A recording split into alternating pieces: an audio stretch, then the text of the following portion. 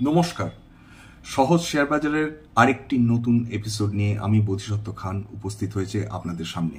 প্রিয় বন্ধুরা, আশা করি সবাই ভালো আছেন, সুস্থ আছেন। তাহলে আজকে শুরু করা যাক সহজ শেয়ার বাজারের নতুন এপিসোড। আজকের আমাদের আলোচনার বিষয় হবে যে মার্কেট যখন সর্বকালীন উচ্চতা ছুঁয়ে যায় বা বারবার সর্বকালীন উচ্চতা ভেঙে আরো এগোতে চায়, তখন আমরা ওভার ভ্যালুড শেয়ারসগুলোকে কিভাবে চিনব বা আইডেন্টিফাই করব। এবার ওভার ভ্যালুড শেয়ার বলতে কি সেটা আমাদের প্রথমে বুঝতে হবে। দেখুন, বহু বছর ধরে তো শেয়ার বাজারে মানুষ শেয়ার কেনাবেচা করছেন। এত বছর ধরে বেশ কয়েকটি ইন্ডিকেটার্স রয়েছে যার ফলে বোঝা যায় যে শেয়ারটাতে মানুষ অত্যাধিক উৎসাহ দেখিয়ে ফেলেছেন কিনা, অত্যাধিক উদ্দীপনা দেখিয়ে ফেলেছেন কিনা, এবং এরকম একটা সম্ভাবনা সেখানে সৃষ্টি হয় যে ট্রেডার্সরা সেখানে তাদের প্রফিট বুক করে ঘরে তুলতে শুরু করেন। স্বল্প মেয়াদী বিনিয়োগকারীরা তাদের প্রফিট বুক করার চেষ্টা করেন। দীর্ঘমেয়াদী বিনিয়োগকারীরা অবশ্য সেই মুহূর্তে খুব একটা সেটা নিয়ে চিন্তা করেন না। দীর্ঘমেয়াদী বিনিয়োগকারীদের লক্ষ্যটাই আলাদা। তাদের লক্ষ্য হচ্ছে যত দিন সম্ভব, যত বেশি বছর সম্ভব, যদি কোনো ফান্ডামেন্টালি সেই কোম্পানিতে কোনো রকম গন্ডগোল না হয়, তাহলে কোম্পানিটা যদি খুব ভালো মাপের হয়, কোম্পানিটার যদি আর্নিংস ভিজিবিলিটি থাকে, তবে সেই কোম্পানিটাতে তারা হোল্ড করে বসে থাকেন। সেটা খেলো ভেরি লং টার্ম ইনভেস্টার্সদের কথা। তাহলে আজকের আসুন জেনে নিই যে প্রথমে একটা ওভার ভ্যালুড শেয়ারকে কি করেছেন। যে এরকম আমরা জানি যে আন্ডার ভ্যালু, দেখুন মার্কেট সর্বকালীন উচ্চতায় রয়েছে, এরকম এখনো বেশ কিছু পকেটস রয়েছে যেখানে আন্ডার ভ্যালুড শেয়ার রয়েছে। আন্ডার ভ্যালুড শেয়ারস মানে যেখানে যে শেয়ারগুলোর প্রতি এখনো বিনিয়োগকারীরা সেরকম উৎসাহ দেখাচ্ছেন না, অথচ এরকম হতেই পারে যে শেয়ারগুলিতে ভবিষ্যৎ খুব ভালো করার সম্ভাবনা রয়েছে। শেয়ারটিতে সেই শেয়ারগুলো বা সেই কোম্পানিগুলো এমন মার্কেট বা এমন সেক্টরে অপারেট করে যে সেক্টরে মারাত্মক কোনো কম্পিটিশন নেই, এরকম হতেই পারে। সেই কোম্পানিজগুলো সাধারণত আন্ডার ভ্যালুড হয়ে থাকে। এইবার আন্ডার ভ্যালুড শেয়ার চেনার জন্য কয়েকটা, বা ওভার ভ্যালুড শেয়ার চেনার জন্য কয়েকটা প্যারামিটার্স রয়েছে। প্রথম কথা হচ্ছে এই প্যারামিটার্সগুলো নিয়ে আজকে আলোচনা করা যাক। একটা অবশ্যই প্রাইস টু আর্নিংস পার শেয়ার। প্রাইস মানে হচ্ছে price of the share in the market, অর্থাৎ এই মুহূর্তে শেয়ার বাজারে একটি শেয়ারের দাম কত চলছে, এটা গেলে হচ্ছে সেটা মার্কেট প্রাইস। আর আর্নিংস পার শেয়ার মানে হচ্ছে সেই শেয়ারটি, সেই কোম্পানির শেয়ারটি প্রত্যেকটা শেয়ার একজন বিনিয়োগকারীর জন্য প্রত্যেক বছরে কত টাকা রোজগার করে দিচ্ছে, এইটা হচ্ছে আর্নিংস পার শেয়ার। সুতরাং পিই রেশিওটা খুব গুরুত্বপূর্ণ। এরকম ভারতীয় বাজারে এরকম বহু শেয়ার রয়েছে যাদের পি 50, 100, 150, 350 অব্দি তার পি রেশিও রয়েছে। এবার প্রশ্নটা হচ্ছে যে একজন বিনিয়োগকারী যখন দেখছেন একটা কোম্পানির পি 50, 100, 150, 350, তা সত্ত্বেও তারা সেই শেয়ারটি কেনার ব্যাপারে আগ্রহী থাকছে, এটার কেন সেটা পরে আসছি। অর্থাৎ সেই কোম্পানিগুলো নিশ্চয় এত ভালো কোম্পানি, অথবা তার ভবিষ্যতে আর্নিংস ভিজিবিলিটি রয়েছে, ভবিষ্যতে সেই কোম্পানিটা দারুণ তার মার্কেট শেয়ার ইমপ্রুভ করবে, ইনক্রিজ করবে, সে কেবলমাত্র দেশের মধ্যে না, হয়তো বিভিন্ন দেশে তার ব্যবসা ছড়াবে, এরকম সম্ভাবনা রয়েছে। সেই কারণে এই ধরনের শেয়ারসগুলোতে যাতে পি অত্যন্ত হাই থাকে, মাঝে মাঝে, সব শেয়ারের ক্ষেত্রে না, সেই কোম্পানিগুলো ডেফিনেটলি তাতে বিনিয়োগকারীরা প্রিমিয়াম দিতে চান, অর্থাৎ তার যা ন্যায্য মূল্য বা ইন্ট্রিনসিক ভ্যালু তার থেকে বেশি টাকা দিয়ে তারা শেয়ারটি কিনতে চান। সেই কারণেই কিন্তু শেয়ারসগুলো ওভার ভ্যালুড হয়ে থাকে। এইবার সেক্ষেত্রে এই আলোচনা আমরা পিএসইউ স্টকসগুলো নিয়েও কিন্তু আলোচনা করব। এবার ওভার ভ্যালুড স্টক সাধারণত কাদের বলা হয় গোটা বিশ্ব জুড়ে, এটা কেবল ভারতীয় শেয়ার বাজারের কথা নয়। আমেরিকাতেও এই পি রেশিওটা ব্যবহার করা হচ্ছে মেট্রিক্স হিসাবে, আপনার ভারতেও রয়েছে, বাংলাদেশেও রয়েছে, সেটা অস্ট্রেলিয়াতেও রয়েছে। অর্থাৎ এই যে প্যারামিটার পিটা বা মেট্রিক্সটা, এইটা কিন্তু সব জায়গায় কিন্তু ব্যবহার করা হয়। বলা হয় যে কোনো শেয়ারের পিই যদি 50-এর উপর হয় সেটা বলা হয় যে ওভার ভ্যালুড শেয়ার, এবং শেয়ারের দাম পি যদি 50-এর নিচে থাকে সেটাকে বলা হয় আন্ডার ভ্যালুড শেয়ার। সাধারণত ভারতবর্ষে যে শেয়ারসগুলো 14 থেকে মোটামুটি 30-এর মধ্যে ট্রেড করছে পি, সেইগুলো মোটামুটি ফেয়ার ভ্যালুড ধরা হয়। তারপর বা আন্ডার ভ্যালুড ধরা হয়, তারপর 30 থেকে 50-এর মধ্যে ফেয়ার ভ্যালুড ধরা হয়। 50-এর ওপরে এগুলো কিন্তু সেই স্টকসগুলো কিন্তু এক্সপেন্সিভ, যারা শেয়ার বিশেষজ্ঞ বা যা এক্সপার্টস তারা বলেন কিন্তু এই 50-এর উপর পি যখন চলে যাচ্ছে তখন কিন্তু শেয়ারটা এক্সপেন্সিভ হয়ে উঠছে। এইবার প্রশ্নটা হচ্ছে, আপনারা যদি খেয়াল করে দেখেন যে সাধারণত fast moving consumer consumer goods FMCG সেখানে পি অত্যন্ত হাই হয়। পেন্টস সেক্টরে সেইখানে পি রেশিও কিন্তু অত্যন্ত হাই হয়। অধুনা গ্রিন এনার্জি সেক্টরে সেখানে দেখবেন পি রেশিও কিন্তু বিভিন্ন কোম্পানির অত্যন্ত হাই। কেন হাই? তার কারণটা খুব সিম্পল, যা প্রকৃত তার ন্যায্য যা মূল্য তার থেকে অনেক বেশি দাম দিতে চাইছেন বিনিয়োগকারীরা। তার কারণটাই হচ্ছে এটা যে তাদের মনে হচ্ছে এই শেয়ারটা ভবিষ্যতেও ভালো করবে, এই শেয়ারটা ভবিষ্যতে প্রফিটও বৃদ্ধি করবে, এই শেয়ারটা ভবিষ্যতে তার মার্কেটেও ক্যাপচার মানে মার্কেটটা বেশি তার শেয়ার থাকবে। এই সমস্ত মিলে কিন্তু বিনিয়োগকারীরা তাতে কিন্তু বেশি মানে চেষ্টা করেন যে সেই শেয়ারসগুলোর তাদের টার্গেট থাকে যে তারা কিনবেন।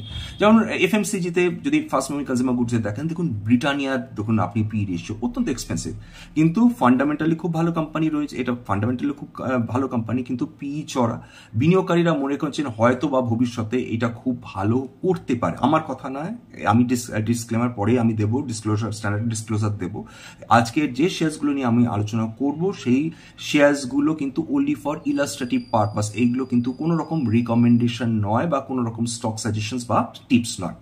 যাক, ফিরে আসি। এবার চলে আসুন Hindustan Unilever, high P ratio. তারপর নেসলে দেখুন হাই পি রেশিও। যদি পেন সেগমেন্টে দেখেন, পেন সেক্টরে দেখেন, সেখানে Asian Paints high P ratio, সেখানে Berger Paints high P ratio, Kansai Nerolac high P ratio. অর্থাৎ এই প্রত্যেকটা কোম্পানিকে বিনিয়োগকারীরা মনে করছেন যে এইগুলো কিন্তু ভালো কোয়ালিটির স্টক, সুতরাং তারা প্রিমিয়াম দেওয়ার চেষ্টা করছেন। এবং সবসময়, আজ নয়, 10 বছর 20 বছর 30 বছর যাই বলুন না কেন, সেখানে কিন্তু এই স্টকসগুলোর ধারাবাহিকভাবে পি রেশিও কিন্তু হাই রয়েছে। সুতরাং কেবলমাত্র পি রেশিও দিয়েই যে আমি একটা স্টককে ওভার ভ্যালুড বলতে পারি তা কিন্তু নয়। এখানে কিন্তু ভবিষ্যতের একটা ফ্যাক্টর কাজ করে, অর্থাৎ ফিউচার্সে একটা কোম্পানি কি করবে, ভবিষ্যতে কি করবে, খুব সামনের ভবিষ্যতে, দূরের ভবিষ্যতে কি করবে, সেটা একটা গুরুত্বপূর্ণ অংশ হয়ে থাকে একটি স্টককে বোঝার জন্য, একটি স্টককে চেনার জন্য। এটা গেল 1 নম্বর পি। এবার ঠিক উল্টোটা, পি কে ইনভার্ট করে দিন, ইনভার্স অফ পি, সেটা ই বাই পি। এটাকে বলে হচ্ছে ইল্ড। এটা হচ্ছে একটা ইল্ড রেশিও। ইল্ড রেশিও কি দেখায়? যে একটা কোম্পানির ইল্ড রেশিও যত বেশি হবে তত ভালো। ঠিক উল্টোটা, পি রেশিও যদি বেশি হয় তাহলে ইল্ড রেশিও কিন্তু ইনকাম ইল্ড যেটাকে বলছি, ইনকাম ইল্ডের রেশিও কিন্তু অনেক কম, মানে অনেক বেশি হওয়াটা কাম্য। তাহলে দুটো গেল ফ্যাক্টরস, একটা পি আমরা দেখব সেটা 50-এর উপর কিনা, এবং তারপর 2 নম্বর যেটা দেখব সেটা হচ্ছে যে আর্নিংস ইল্ড সাধারণত যত বেশি হয় তত ভালো। আচ্ছা, 3 নম্বর যেটা পয়েন্ট আমার মনে হচ্ছে সেটা হচ্ছে যে একটা কোম্পানি সে তার রিটার্ন অন ইকুইটি ভয়ানক কম, অথচ তার মার্কেট ভ্যালু অনেক বেশি। সেই সব কোম্পানি কিন্তু ওভার ভ্যালুড হিসাবে বিবেচিত হয়ে থাকে, কারণ ইকুইটি শেয়ার হোল্ডার্সের জন্য যত বেশি রিটার্ন আসবে তত বেটার। কিন্তু রিটার্ন অন ইকুইটি একটা কোম্পানির কম, ভীষণ কম, অথচ তার মার্কেট প্রাইস অনেক বেশি। সুতরাং তখন চিন্তা করতে হবে যে এর যে এই মার্কেট প্রাইস এটা কি সাস্টেনেবল, এটা কি চিরকালীন থাকবে, এইটা একটা প্রশ্ন রয়ে যায়। ফলত রিটার্ন অন ইকুইটি একটা কোম্পানির যত বেশি ভালো হবে, তার সঙ্গে যদি মার্কেট প্রাইস বাড়তে থাকে, রিটার্ন অন ইকুইটি ইমপ্রুভ করছে, মার্কেট প্রাইস ইমপ্রুভ করছে, তখন বোঝা যাবে ডেফিনেটলি যে এর মধ্যে একটা ব্যালেন্স রয়েছে। সুতরাং তখন সেই প্রশ্নটা, তখন সেটাকে মারাত্মক ওভার প্রাইসড বলে আমরা বিবেচনা করব না। এবার 4 নম্বর হচ্ছে লোয়ার ডিভিডেন্ড ইল্ড। দেখুন, সেটা হচ্ছে এর আগে আমি যখন আলোচনা করেছি যে ডিভিডেন্ড ইনকাম কিভাবে বিনিয়োগকারীদের জন্য একটা second stream of income generate করতে পারে, ঠিক সেইভাবে এটাও বুঝে নেওয়া দরকার যে বেশ কিছু কোম্পানিজ রয়েছে যারা বছরের পর বছর মারাত্মক তারা ভালো প্রফিট করছে, অথচ বিনিয়োগকারীদের দারুণ রিটার্ন দিচ্ছে না। তখনই মনে প্রশ্ন উঠবে যে কেন ভাই ডিভিডেন্ড এত কম দিচ্ছে। ডিভিডেন্ড ইল্ড সাধারণত ভালো ভালো কোম্পানিগুলো 2 থেকে 3%-এর মধ্যে দিয়ে থাকে, কি 1.8 থেকে 3%-এর মধ্যে দিয়ে থাকে। এমন অনেক কোম্পানি রয়েছে যারা 7, 8, 9% অব্দি ডিভিডেন্ড দিয়ে থাকে। মানে উদাহরণ হিসাবে, কেবল এক্সাম্পল হিসাবে কোল ইন্ডিয়া যদি 2020 প্রথম মোটামুটি মহামারীর পরে, অতিমারির পরেই কেউ যদি কিনতেন, সেখানে মোটামুটি প্রায় বলতে গেলে 15.5 থেকে 16% অব্দি তারা ডিভিডেন্ড রিটার্ন পেতেন, ইল্ড, অর্থাৎ 100 টাকা বিনিয়োগ করলে হয়তো দেখা যাচ্ছে ডিভিডেন্ড আসছে 15 টাকা থেকে 16 টাকা। অভাবনীয়, রাইট? এরকম অনেক কোম্পানি রয়েছে যারা খুব ভালো ডিভিডেন্ড দেয়। উদাহরণ হিসাবে সরকারি কোম্পানিজগুলো খুব ভালো ডিভিডেন্ড দেয়, পিএফসি ভালো ডিভিডেন্ড দেয়, আরইসি ভালো ডিভিডেন্ড দেয়, কোল ইন্ডিয়া তো ডেফিনেটলি দেয়, ওএনজিসি ভালো ডিভিডেন্ড দেয়, পাওয়ার গ্রিড ভালো ডিভিডেন্ড দেয়। এগুলো সরকারি কোম্পানি, সেখানে একটা বাধ্যবাধকতা রয়েছে, সরকার চায় যে এই কোম্পানিজগুলো বেশি ডিভিডেন্ড দিল, ডিভিডেন্ড ইল্ড মানে ডিভিডেন্ড যাতে বেশি দেয় তাহলে সরকারের অবশ্যই সুবিধা হয়, সেটা একটা বাধ্যবাধকতা রয়েছে। কিন্তু এটা মেনে নিতে হবে যে এই কোম্পানিজগুলো, সরকারি কোম্পানিজগুলো বিশেষ করে ডিভিডেন্ড বেশি দেয়। কিন্তু এরকম অবশ্য বেসরকারি কোম্পানিও রয়েছে যারা প্রচুর ডিভিডেন্ড দেয়, কিন্তু সবসময় যে খুব বেশি ডিভিডেন্ড দেওয়াও আবার বিপজ্জনক। এরকমও কোম্পানিজ রয়েছে, বেদান্ত খুব ভালো ডিভিডেন্ড ইল্ড দেয়, তারপর আইটিসি খুব ভালো ডিভিডেন্ড ইল্ড দেয়, তারপর হিন্দুস্তান জিঙ্ক খুব ভালো ডিভিডেন্ড ইল্ড দেয়। এগুলো আবার বলছি অনলি ফর ইলাস্ট্রেটিভ পারপাস, প্লিজ এটা মাথায় রাখবেন।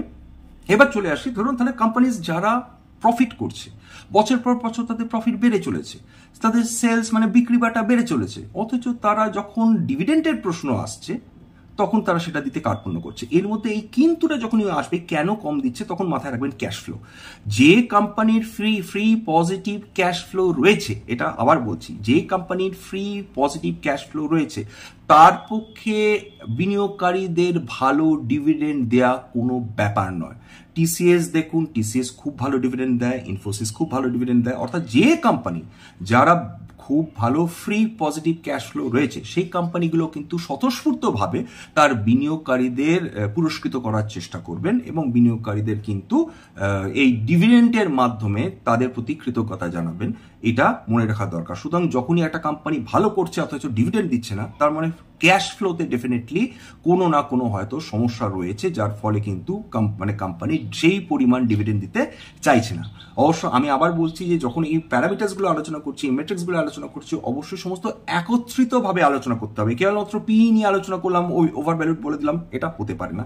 পরপর যে পয়েন্টগুলো, এক যেটা বললাম পি রেশিও, 2 নম্বর হচ্ছে যে লোয়ার, যদি হাই পি রেশিও থাকে মার্কেট, তারপরে কোম্পানি ওভার ভ্যালুড হওয়ার সম্ভাবনা রয়েছে। যদি লো রিটার্ন অন ইকুইটি থাকে তাহলে কোম্পানি ওভার ভ্যালুড হওয়ার সম্ভাবনা রয়েছে, মানে তার সঙ্গে অবশ্যই প্রাইসটা ম্যাক্সিমাম হতে হবে, তার মার্কেট প্রাইস। 3 নম্বর হচ্ছে লো আর্নিংস ইল্ড যদি থাকে তাহলে কোম্পানিটা ওভার ভ্যালুড হয়ে রয়েছে। লোয়ার ডিভিডেন্ড ইল্ড, অর্থাৎ ডিভিডেন্ডের পরিমাণ খুব কম দিচ্ছে, যে পরিমাণ টাকা বিনিয়োগ করেছি সেখানে দেখা যাচ্ছে যে খুব কম পরিমাণ, প্রতি শেয়ার ডিভিডেন্ড খুব কম দিচ্ছে, সেখানে প্রশ্ন উঠবে যে ভাই ফ্রি ক্যাশ ফ্লোতে কিছু গন্ডগোল রয়েছে কিনা। আচ্ছা, তারপর হচ্ছে আনসার্টেন গ্রোথ প্রসপেক্ট। একটা কোম্পানি ভবিষ্যতে সত্যি সত্যি ব্যবসা বৃদ্ধি করতে পারবে তো, একটা কোম্পানি সত্যি সত্যি তার লাভ বৃদ্ধি করতে পারবে তো, এই প্রশ্নগুলো যখনই আসবে তখন কিন্তু বিনিয়োগকারীদের মনে মানে তখন কিন্তু সেটা ওভার প্রাইসড হয়ে যাওয়ার সম্ভাবনা থাকে। কিছু কোম্পানি দেখবেন কিন্তু এরকম কোম্পানি রয়েছে, বছরে ধরুন একটা কোয়ার্টারে 8,000 কোটি টাকা প্রফিট করলো, তারপরের কোয়ার্টারে দেখা যাচ্ছে ভাই তার 900 কোটি টাকা লস হয়েছে, আবার দেখা গেল পরের কোয়ার্টারে তার 2 থেকে 2,500 কোটি টাকা লাভ হয়েছে, আবার দেখা গেল পরের কোয়ার্টারে গিয়ে 3,000 কোটি টাকা লস করে বসে রয়েছে। অর্থাৎ লাম্পি প্রফিটের কোনো সার্টেনিটি নেই, আর্নিংস কোনো ভিজিবিলিটি নেই। এই ধরনের কোম্পানিজগুলো কিন্তু সাধারণত ওভার ভ্যালুড হবেই, তার কারণটা হচ্ছে তার প্রফিট কমে যাচ্ছে কোনো না কোনো কোয়ার্টারে, খুব স্বাভাবিকভাবেই সেটা ওভার ভ্যালুড হিসাবেই জাস্টিফাইড হবে। তারপর হচ্ছে আরো কিছু শেয়ার্সের কথা অত্যন্ত বলে নেওয়া দরকার, যে কিছু কোম্পানিজ তারা লাভও করছে না, মানে কোয়ার্টারের পর কোয়ার্টার লস দেখাচ্ছে, তারা সেলস দিনের পর দিন কমছে, তাদের রিটার্ন অন ইকুইটি মিজারেবল, তার return on capital employed miserable, অথচ দেখা যাচ্ছে তার শেয়ারের দাম দিনের পর দিন বৃদ্ধি পাচ্ছে, সেই কোম্পানি অত্যন্ত ওভার ভ্যালুড, হাইলি রিস্কি, এবং যে কোনো দিন যদি ট্রেডার্সরা বা অপারেটর্সরা মনে করেন যে আমাদের যা প্রফিট করা করে নেওয়া হয়েছে, এবার বাকিটা আমার কিছু যায় আসে না, আমরা বিক্রি করে দেবো, সেই মুহূর্তে বিক্রি করবেন, তখনই কিন্তু রিটেল ইনভেস্টার্সরা তখন পড়ে যাবেন ট্র্যাপে। সাধারণত এই ধরনের ট্র্যাপ কিন্তু খুব কম হয় ফিউচার্স অ্যান্ড অপশন শেয়ারসগুলোতে। মোটামুটি 230টার উপর ফিউচার্স অ্যান্ড অপশনস স্টকস রয়েছে, সেইগুলো কিন্তু অপেক্ষাকৃত অনেক কম রিস্কি, কারণ তাতে কোনো সার্কিট ফিল্টার নেই, 5-10-20% নেই। কিন্তু যেভাবে এই শেয়ারসগুলো এখনই বললাম, সেইগুলো যদি 5-10-20% করে উপরের দিকে উঠতে থাকে, যদি মার্কেটে সেলিং আসে, সেই একই শেয়ারসগুলো mid cap, small cap, micro cap, তারা যখন সেলিং শুরু হবে তখন দিনের পর দিন মাসের পর মাস এই লোয়ার সার্কিট রেগে যাবে, দেখা যাবে যে পয়সা আপনি বিনিয়োগ করেছিলেন এবং দেখা গেছে যে আপনি 100%-এর হয়তো প্রফিট করে বসে আছেন, সেই শেয়ারস আপনাকে এমন জায়গায় নিয়ে ফেলবে, দেখা যাচ্ছে আপনি মোটামুটি কয়েক মাস পর আপনার 50% আপনি লসে বসে আছেন, এরকমও হওয়ার সম্ভাবনা রয়েছে। সুতরাং সাবধানে থাকতে হবে। একটি শেয়ার এমনি এমনি ওঠে না দাম, তার পেছনে কোনো ফান্ডামেন্টাল রিজনস থাকবে। যদি ফান্ডামেন্টাল রিজনসগুলো না মেনে না কোনো সেই শেয়ারসগুলোর দাম বাড়তে থাকে, তো অবশ্যই সেই শেয়ারসগুলো সম্বন্ধে সাবধান থাকতে হবে, সেগুলো তো অবশ্যই ওভার ভ্যালু। এবং এরকম সময় কখন আসে, এরকম সময় মানে ওভার ভ্যালুর শেয়ারস কখন হয়ে যায়, সেটা কেবলমাত্র যে মানে নন ফিউচার স্টকস, নন অপশন স্টকসেই এরকম হবে তা না, যে কোনো শেয়ারই ওভার ভ্যালুড হতে পারে, যে কোনো শেয়ারই এক্সেসিভ অপটিমিজম হতে পারে। ওই যে আগের দিন বলছিলাম যে কিছু কিছু সেক্টর এত বেশি অপটিমিজম চলে আসে, এত বেশি উদ্দীপনা চলে আসে, কোনো কারণ নেই, কোনো ফান্ডামেন্টালস নেই, কেবলমাত্র বেড়ে চলেছে। এরকম হয়েছিল এর আগে বলেছি, ডটকম বাবলের সময় হয়েছিল, 2007-এর সাবপ্রাইম ক্রাইসিসের সময়, 2007-এর সাবপ্রাইম ক্রাইসিসের সময় হয়েছিল 7-8। তারপর অবশ্যই তারপর এই মোটামুটি এই দুটো 2014-তে আমরা দেখেছি, 2020-তে অবশ্য সেটাতে সবাই মানে ভালো শেয়ার কি খারাপ শেয়ার কি 2020 মার্চে যখন অতিমারি এলো, তখন সবাই যে যা পেরেছেন বিক্রি করে দিয়েছেন আর কি। সেই সময় মানুষের প্রাণে ভয় ঢুকে গিয়েছিল। সুতরাং ওইটাকে আমরা ওয়ান অফ ইনসিডেন্ট বলবো, যেরকম স্প্যানিশ ফ্লু এসেছিল, তার ঠিক সেরকমই এই ভয়ানক ফ্লু খুব দুর্ভাগ্যবশত মানুষের মনের মধ্যে মারাত্মক ভয় ঢুকিয়ে দিয়ে গিয়েছিল। সুতরাং এটাকে আমরা এক্সেপশনাল একটা সময় ধরবো, এইটাকে আমরা সাধারণ যে সেল অফ, সাধারণত যে ইকোনমিক টার্ন ডাউন, সেগুলোর মধ্যে আমরা ধরছি না। আচ্ছা, তারপর হচ্ছে যে মার্কেট, এবার মার্কেট প্লেসে আরেকটা গুরুত্বপূর্ণ, সেটা হচ্ছে এইবার এই মার্কেটে বিভিন্ন শেয়ার রয়েছে। এবার বিভিন্ন শেয়ারে দুটো ভাবে শেয়ারটাকে দেখা যায়। মানে যারা স্বনামধন্য বিনিয়োগকারী ইনভেস্টার্স, ওয়ারেন বাফেট, তারা সবসময় বলছেন যে ইন্ট্রিনসিক ভ্যালু দেখুন, ইন্ট্রিনসিক ভ্যালু দেখুন, অর্থাৎ তার প্রকৃত মূল্য কি। বাজার দর তো যা খুশি হতে পারে, যে কোনো জিনিসের একটা প্রকৃত মূল্য থাকে। এবার যিনি ব্যবসায়ী, তিনি তার উপর একটি প্রিমিয়াম রেখে তিনি ক্রেতাদের বিক্রি করেন, রাইট? এইভাবে মার্কেটে কিন্তু প্রত্যেকটা শেয়ার একটা ইন্ট্রিনসিক ভ্যালু রয়েছে। এইবার ইন্ট্রিনসিক ভ্যালু ক্যালকুলেশনের মেথডস রয়েছে, মানে কেবলমাত্র যে মার্কেট প্রাইস আমরা যা দেখছি সেটাই দাম তা নয়, তার একটা প্রকৃত মূল্য রয়েছে। এই প্রকৃত মূল্য ক্যালকুলেট করার নানা পদ্ধতি রয়েছে। সেরকম একটা হচ্ছে যেমন ডিসকাউন্টেড ক্যাশ ফ্লো মেথড, এটা গেল একটা, ডিসিএফ বলে। 2 নম্বর হচ্ছে ডিভিডেন্ড ডিসকাউন্ট মডেল বলে 2 নম্বর। 3 নম্বর হচ্ছে অ্যাসেট ভ্যালুয়েশন মেথড। এরকম সাধারণত 3টে মেথডের দ্বারা একটা শেয়ারের প্রকৃত মূল্য বা ইন্ট্রিনসিক ভ্যালু ক্যালকুলেট করা সম্ভব। আজকালকার দিন প্রচুর ওয়েবসাইটস রয়েছে, তাতে এই ইন্ট্রিনসিক ভ্যালু ক্যালকুলেটরস রয়েছে। কিন্তু একটা জিনিস মাথায় রাখতে হবে, স্বয়ং ওয়ারেন বাফেট বলেছেন যে সবার ক্ষেত্রে ইন্ট্রিনসিক ভ্যালু ক্যালকুলেশন একরকম নাও হতে পারে। সেই জন্য দেখবেন যে বিভিন্ন ক্রেডিট রেটিং এজেন্সিস, বিভিন্ন শেয়ার বিশেষজ্ঞ, তাদের এই যে ডিসকাউন্টেড ক্যাশ ফ্লো মেথডের পর তারা যে ইন্ট্রিনসিক ভ্যালুতে আসছেন, সেটা সবার জন্য সমান নাও হতে পারে। এটা প্রথমে বলে রাখা ভালো। এবার কোনটা ভালো কোনটা খারাপ সেটা তর্ক সাপেক্ষ, কোনটা বেশি এফেক্টিভ, এগুলো সবই কিন্তু অনুমানের ওপর ডিপেন্ড করে। অর্থাৎ ডিসকাউন্টেড ক্যাশ ফ্লো মেথড সামনে 10 বছরে এই যে ক্যাশ ফ্লো, সেটা কমিয়ে ডিসকাউন্ট করতে এসে বর্তমানে দ্য প্রেজেন্ট ভ্যালু অফ মানিতে যখন আসবে, তখন সেই একটি শেয়ারের কিন্তু প্রকৃত ভ্যালু বোঝা যাবে। এই যে বিভিন্ন ইন্ট্রিনসিক ভ্যালু, এই ইন্ট্রিনসিক ভ্যালু নিয়ে আমরা পরের দিন হয়তো পরে কোনো না কোনো এপিসোডে অবশ্যই আলোচনা করব। সেটা তো এটা আমার কর্তব্য এবং আমি সেটা করব। যাই হোক, এরপর আরেকটা চলে আসি, এবার টেকনিক্যাল অংশটাতে চলে আসি। এটা এতক্ষণ ফান্ডামেন্টাল কোয়ালিটিসগুলোর কথা বলছিলাম। দুটো প্যারামিটার খুব গুরুত্বপূর্ণ। একটা হচ্ছে put call ratio. Put call রেশিওতে খেয়াল করে দেখবেন যে সাধারণত এবার কিন্তু পুট কল রেশিও সাধারণত সার্কিট ফিল্টার্সে থাকে, মানে যেগুলো সার্কিটের স্টকস সেগুলোতে থাকবে না। যেগুলো অপশন স্টকস, ফিউচার স্টকস, সেগুলোতে কিন্তু পুট কল রেশিও থাকবে সেই কোম্পানিজগুলো। এবার যদি দেখা যায় যে পিসিআর রেশিও বা পুট কল রেশিও 1-এর বেশি, তাহলে বুঝতে হবে যে সেইটাতে কিন্তু মোটামুটি যা মানে বিক্রি করার মানুষের ঢল নেমে, মানে মানুষ বেশি। 1.3 হলে বোঝা যাবে যে সেই স্টকটি সম্বন্ধে মানুষ ভয়ানক বিয়ারিশ।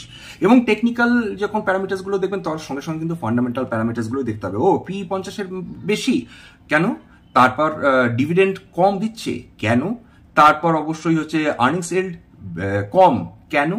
তারপর হচ্ছে বেশি উদ্দীপনা হচ্ছে স্টকটাকে নিয়ে কেন, তারপর টেকনিক্যাল অ্যানালিসিসে আসুন। সেখানে পুট কল রেশিও দেখুন 1-এর বেশি কেন, 1.3 মানে মার্কেট মারাত্মক বিয়ারিশ। অর্থাৎ পুট কেনা মানে কি, পুট কেনা মানে মানুষ মনে করছেন এই শেয়ারটার দাম সামনে 1 মাস হোক, 2 মাস হোক, 3 মাস হোক নামতে পারে।